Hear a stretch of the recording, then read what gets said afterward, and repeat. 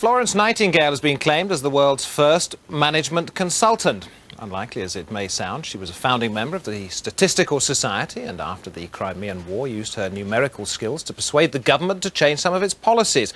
But we might be wondering here what that's got to do with management techniques. The author Hugh Small will tell us because he's just produced this book called Avenging Angel. Hugh, management consultant, she's not famous for being, she is famous for being a nurse. So where do you arrive at your hypothesis? Well, it's a bit of a simplification, to say the least, to say that she was a nurse. She was, in fact, an administrator, and people have portrayed her as a nurse, as a role model for nurses, but that was a very small part of her life, a stepping stone in her career. Now, you came across this in your work when you started to examine some of the statistics that she produced after the war. And in fact, if I can show the back of this book here, perhaps you could tell me what it is that we're looking at. Well, it's a statistical diagram that she drew to display the results in simple terms of an analysis that she'd done of why the soldiers died during the Crimean War.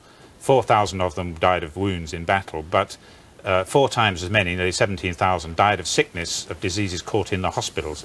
And that's the problem that she was trying to draw attention to with these diagrams. And those diagrams are very much like the similar diagrams that management consultants use today. It's an interesting read because you learn an awful lot about her that perhaps you haven't learnt in sort of just studying history. The people in your business, how can they benefit from reading this? Yes, I think we can learn things from her because the way she, particularly after the war, after she found out the truth about the war, she changed her management style and adopted a style which is very similar to that of management consultants today. And I must say that this was, she believed that a great many more soldiers had died in her care than should have done, partly because she just didn't understand the way to practice medicine properly. Well, no, it wasn't a medical problem, it was an administrative problem. The real reason the soldiers died, not enough people knew that so many soldiers were dying at the time, and they kept on sending them to the wrong hospitals.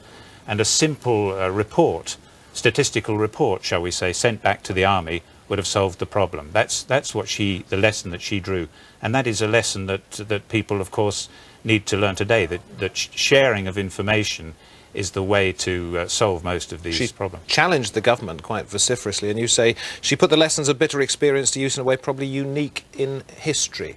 We've got a lot to thank her for, you still believe, don't you? Yes, she reduced the death rate, particularly the urban death rate in Britain, which was getting out of control, for similar reasons that caused so many fatalities in her hospital: overcrowding, poor ventilation, bad hygiene and so on. And so she put the lesson of those soldiers' deaths into use to persuade the government to clear slums, lay on water and sewage systems in the British cities. She was responsible for getting a lot of acts of parliament, so she did put that terrible experience to use in the rest of the 50 years of her life. And as you say, she was an avenging angel. Yes. Hugh Small, thank you very much indeed for coming in.